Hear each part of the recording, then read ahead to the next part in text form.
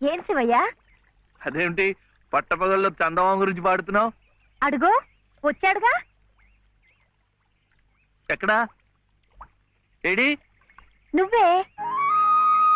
ఏ కాదా?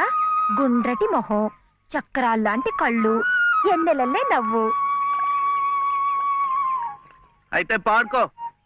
ఏ శివయ్య, కాస్తిటొచ్చి ఈ ప్రద్దెళ్ళు అందడం లేదు. వీప అందకుండా ఎందుకు పెట్టుకున్నావు? మీ ఆడాళ్ళతో ఎప్పుడు. అవును, వెంకటస్వామి తాళ్ళిబొట్టు తీసుకురాగానే నీకు పెళ్లి అయిపోతుందన్నమాట. ఎట్టా అవుద్దయ్యా, నాకంటే పెద్దాడివి, నీకే కంది. నన్ను చేసుకోనందిగా, ఇంకెట్ట అవుతుంది? ఎవరంది? మా మావయ్య కూతురు చిట్టి. బంగారు కొండవి, నిన్న అంది. ఎందుకంది? మా నాయనమేమో శివయ్యని నీ మొగుడు చిట్టి అంది. చిట్టేమో నేను నీ పెళ్ళానా బావా అని నన్ను అడిగింది. నాకేం తెలుసు, నానమ్మ నీ అడుగు అన్నాను. అన్నిటికీ నానమ్మ అనేవాడికి పెళ్ళందుకు అని చెప్పి నా తల మీద మొట్టకాయ వేసి వెళ్ళి పోసి పిచ్చి మొద్దా, మంచి పని చేసిందిలే. ఇదిగో ఓ మంచి లగ్గం చూసాయి, మన ఇద్దరం మరవాడేద్దాం. ఏంటి శివయ్య, వింటున్నావా? లేదు, బొందు కంటుకుంటున్నావు.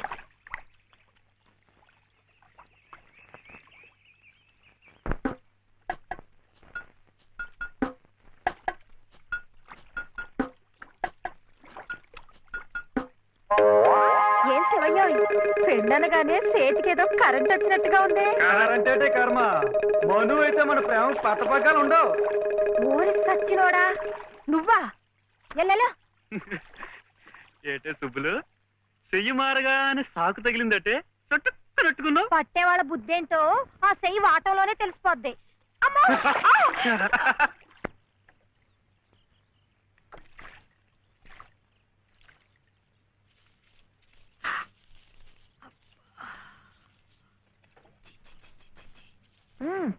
పొద్దునే ఏ మొహం పడితే ఆ మొహం చూడకు. అత్తయ్య ఎదవమంటానా? లోపలికి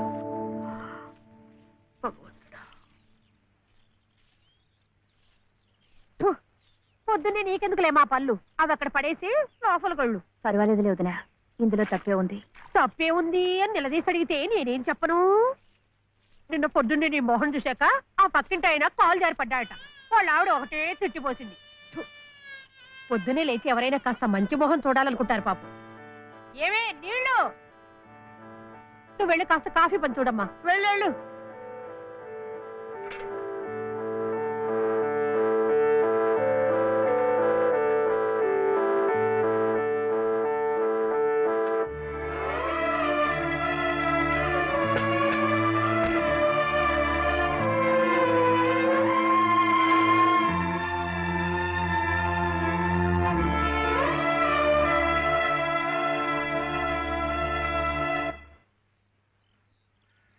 లలితమ్మ గారు, లలితమ్మ గారు, లలితమ్మ గారు. అదేమిటి రోజు ఎంచగ్గాను దుర్గమ్మ గారు దుర్గమ్మ గారు అని నా పేరు పెట్టి పిలిచేదానివి, ఈ రోజు ఏమిటి లలితమ్మో లలితమ్మో అంటా గావుకేకలు దుర్గమ్మ లలితమ్మ అయిపోయింది ఏమిటి? అదెట్టా అవుతుందమ్మా, దుర్గమ్మ దుర్గమ్మే, లలితమ్మ లలితమ్మే. నా జాకెట్, నా లాగు, నా చొక్క ఎక్కడా? ఇదిగో బాబు, తమ చీరలు 2 రాసుకోండి. ఒరే చెంప అక్కడ పెట్టరా.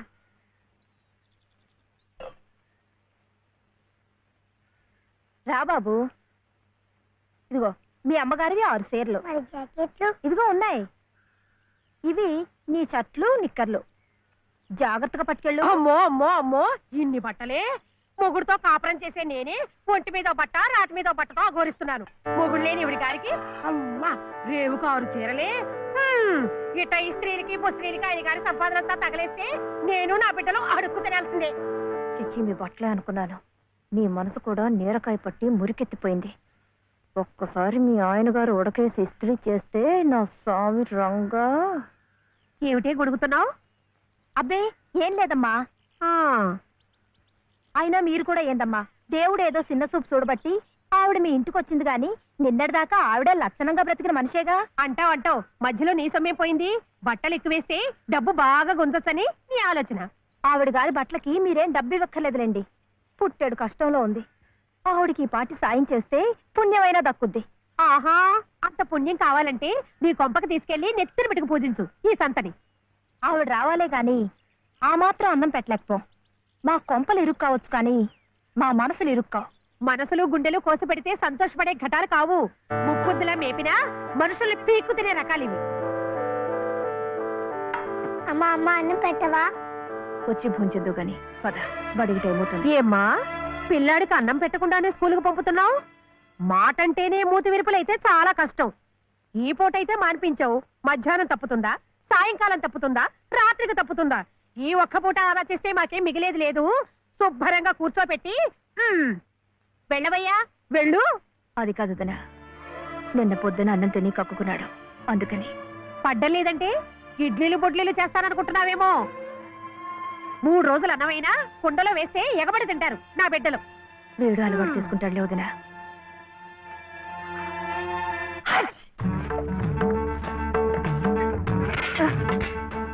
ఇక్కడ గొడుగే. నీకు వర్షం వస్తుందేమోనని. సరే సర్లే, ఎక్కడైనా పెట్టు. రామ రామ. ఇక్కడ కాదు, అక్కడ.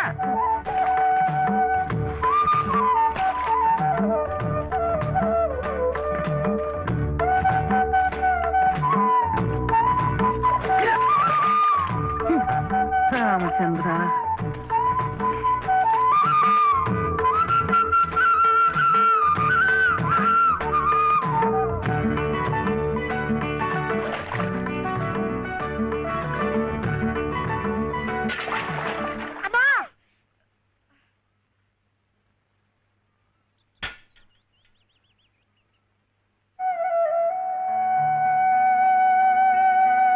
అయ్యయ్యో, ఏమిట్రా ఈ తలతిక్క పనులు? చూడలేదు. సర్లే, బిడ్డ పూర్తిగా తడిసిపోయాడు. ఏమనుకోకమ్మా. పర్వాలేదు. చాలే. అయితే రేపటి నుంచి నీళ్లు కూడా పోయాను. ఒరే, ఇదంతా నా కోసం అట్రా, నీ కోసం కాదు. ఏది చేసినా భక్తితో చెయ్యాలయ్యా. అయితే ప్రసాదానికి వెళ్ళినా వెళ్ళు.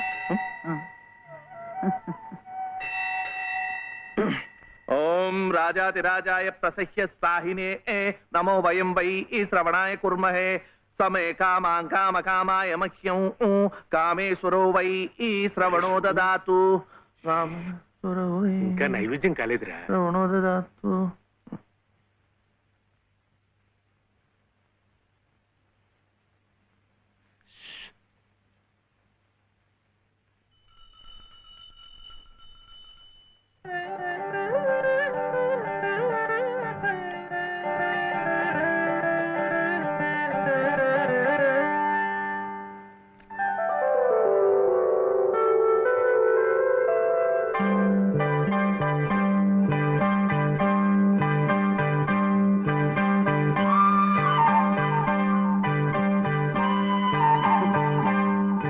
చూస్తున్నానులేండి, మీరు తినకుండా అంతా బాబుకే తినిపిస్తున్నారు. తీసుకోండి. నాకు లేదనా? నేను మళ్ళా అడిగితే ఇస్తారు. ఈ గుడి మాకు బాగా తెలుసు. నేను మా నానమ్మ రోజు వచ్చి ఇదంతా కడిగి ముగ్గులేస్తాంగా. తీసుకోండి, తీసుకోండి. తీసుకోమ్మా. అసలు దేవుడు గర్భగుడిలో ఉంటే వీడు ఊరేగింపుకు వెళ్లే ఉత్సవ విగ్రహం లాంటి వాడు. పుణ్యమే. రాజమ్మా, ఆ అమ్మాయి ఎవరో తెలుసుగా? మన చలపతి చెల్లెలు లలిత. అలాగా, నేను గుర్తుపట్టలేదు.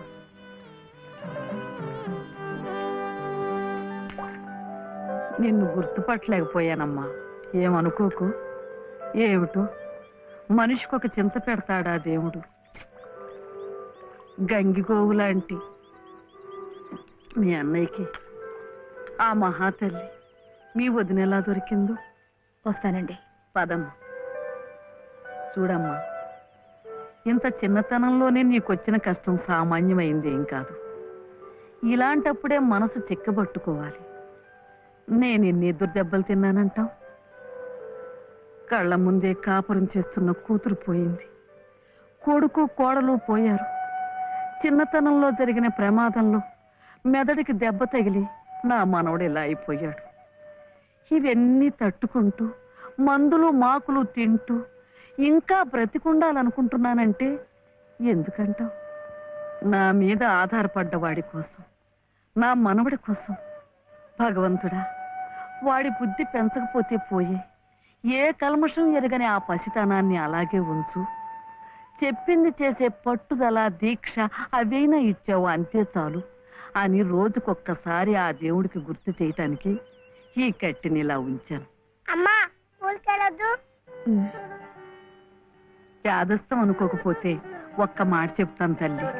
నువ్వు కూడా ఒక మంచి రోజు చూసుకుని ఈ గుడి ప్రాంగణం తుడిచో, మెట్లు కడిగో, ఇంత సేవ చేసుకో. అంత మాత్రాన బాధలు తీరిపోతాయని కాదమ్మా.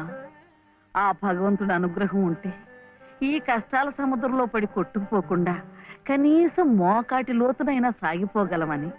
ఆ లలితమ్మ ప్రసాదాలు పెట్టి పిల్లాడిని స్కూలుకు పంపుతోందంటే ఆ వదిలి గారు ఎంత అమానుషంగా ప్రవర్తిస్తోందో ఆలోచించు. అగో నీ ఇష్టం వచ్చినప్పుడు అలా రావడానికి పోవడానికి ఇది ఏమన్నా ఇదనుకున్నావా? టీ గుంజీలు ఏదో పొరపాటు అయిపోయింది. రేపటి నుంచి వాడి టైంకి వచ్చేస్తా. రేపటి సంగతి రేపు చూద్దామమ్మా. ఈ క్లాస్ అయ్యేదాకా గుంజీలు వేద్దావా అని, అప్పుడు కానీ రాంగ్ కుదరదు. ఒరే ఒరే ఏమిట్రా ఇది? మీరు క్లాస్ అయ్యేదాకా తీగుంజలు తీయండి. వాడికి నాకు సామ్యం ఏమిట్రా? వాడు తప్పు చేశాడు, తీయొద్దు. మీరు తప్పు చేశారు. నేనేం చేశాను? వాడు ఎందుకు ఆలస్యంగా వచ్చాడో తెలుసుకోకుండా తీగుంజలు తీయమనడం తప్పు కదా. రే ఎందుకు ఆలస్యమైంది? నువ్వు తీయొద్దు. ఏమ్మా ఎందుకు ఆలస్యమైంది? వాళ్ళు వదిన బాగా చూసుకోపోతే గుడికి నిజమే కదా, గుడికి తీసుకెళ్లి ప్రసాదం పెట్టి తీసుకొస్తోంది పాపం. అన్ని మెట్లు ఎక్కి దిగాలంటే ఆలస్యం అవుదా? అవుతుంది. ఆ సంగతి చెప్పొచ్చు కదమ్మా. అంతే, ఆపు ఆపు. మాస్టారు, రేపటి నుంచి గుడిలో ప్రసాదం అయిన తర్వాత వీడు వస్తుండగా చూసి బెల్లు కొట్టండి. అట్టాగే లేరా, వెళ్ళు వెళ్ళు. నీ పేరేమిట్రా? బాలసుబ్రహ్మణ్యం. బాలసుబ్రహ్మణ్యం.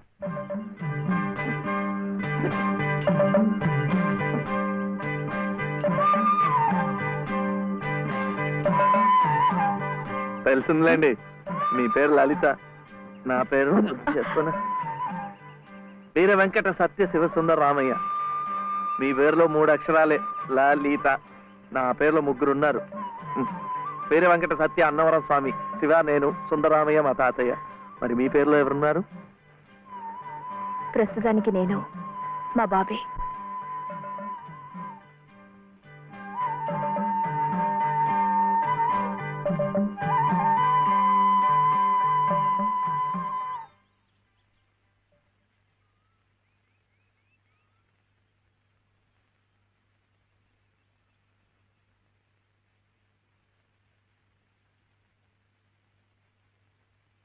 ఇలా సహాయం చేస్తే పుణ్యం, కానీ మొగాళ్ళు మాత్రమే చేయాలి.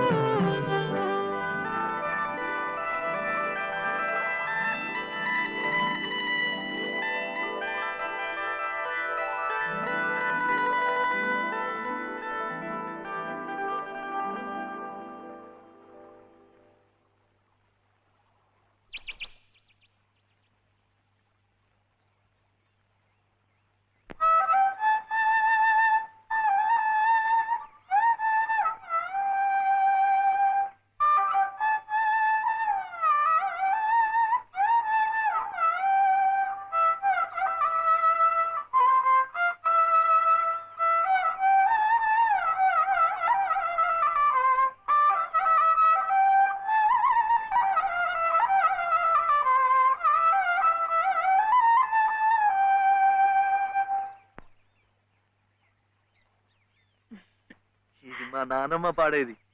ఏమిటి చెప్పండి. శివుడవో మాధవుడవో ఎవరని నిర్ణయించేదిరా? మిమ్మల్ని ఎవరని నిర్ణయించేదిరా? మీకు సంగీతం బాగా వచ్చు అనుకుంటానే. మీకు తెలిసిన చోట 2-3 సంగీతం పాఠాలు ఇప్పించకూడదు. పాఠానికి 100 రూపాయలు ఇచ్చినా నా బ్రతుకు గడిచిపోతుంది.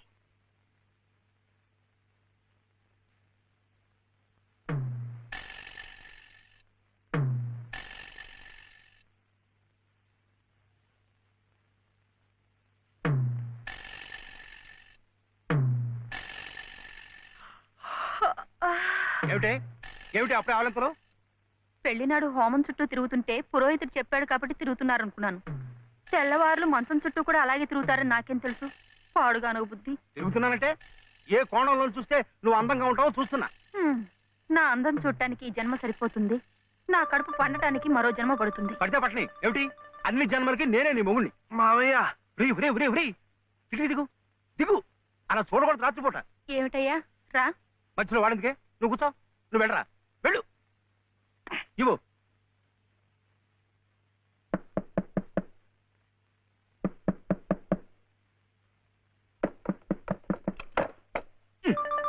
ఏమిట్రా? ఏమిటి నీ గొడవ? అర్జెంటుగా నాకు 100 కావాలి. 100 లేదు కింద లేదు నీ పొంద. పోయి పడుకో. ఇస్తే గాని నేను ఎళ్లను, పడుకోను. చేతులు విరక్కొడతాను. అర్ధరాత్రి లేదు అపరాత్రి లేదు. పో.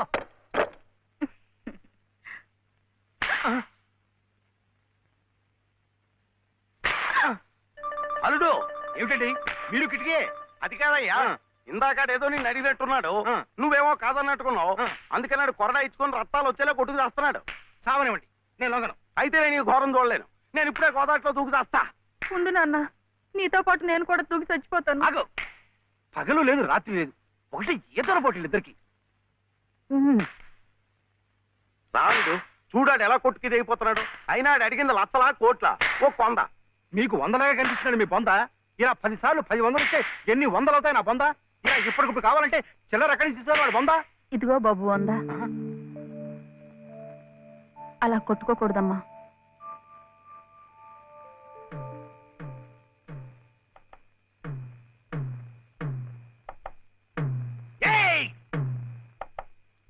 ఉత్తు తరుపులే, ఆడేం చెయ్యడు పాపం.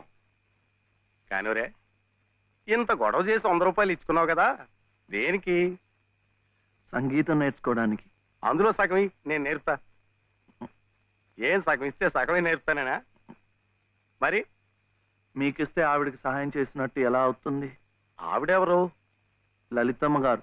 అదా సంగతి. బాగుందిరా.